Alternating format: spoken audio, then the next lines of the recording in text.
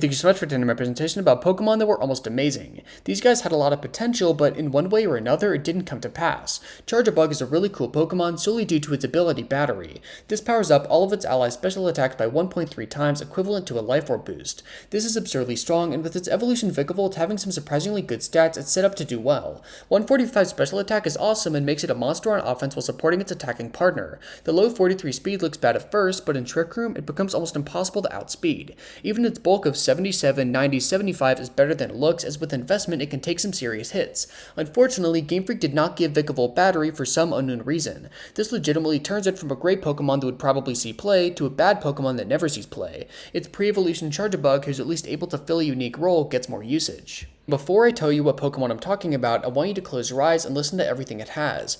Unless you're on the road.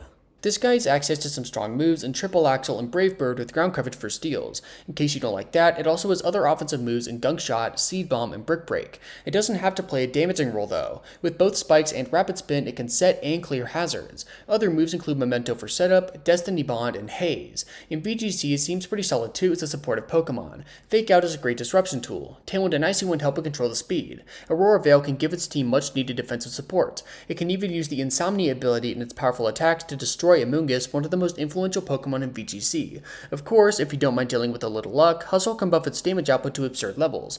Now open your eyes. It's fucking Delibird. With some of the worst stats to ever be in a Pokemon game, it can't play offensively, it can't play defensively, it can't play a supportive role. It just dies in one hit after being outsped by something. This move pool is legitimately great. High base power attacks, hazard support, VGC support, other random bullshit it can tech on, but it doesn't matter.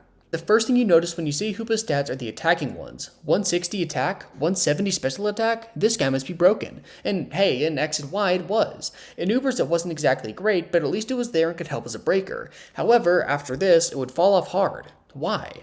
Everything it has is awkward in Power Crypt formats. First, it doesn't have an ability it can really use. Magician is cool, but Hoopa always wants to run an item. This actually really hurts its power. Without being able to buff its damage output even further, it's surprisingly easy to match it. A great example is Sharpness Gallade. That typing is also horrible. Psychic Dark has a couple of glaring flaws. First, it's somewhat easy to handle defensively as other dark types deal with its stab. More importantly, it's quad weak to U-turn as a pretty slow Pokemon. Dragapult shits on it. Rillaboom shits on it. With any chip damage, minimum attack Landorus shits on it. It's forced to play a revenge killer role, coming in after a teammate dies and firing off its attacks risk-free. To be fair, it's not horrible. Even in current gen OU, it can work as an absurd wall breaker, but Hoopa Unbound not even being a UU Pokemon is a bit sad. Golisopod looks like one of the best bug types to ever be made. Its offense is great, hitting 120 attack. Defensively, it's pretty solid, having some great resistances and better stats than Gliscor. The only problem is speed, but First Impression can mitigate that.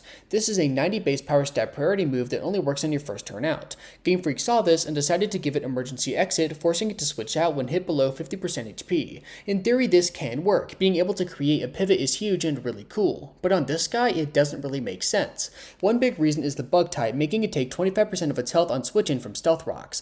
Thus, it's imperative to have great hazard control when you use it, a tough task. In addition, it's so slow that strong attacks are going to force it out before it can even use a move.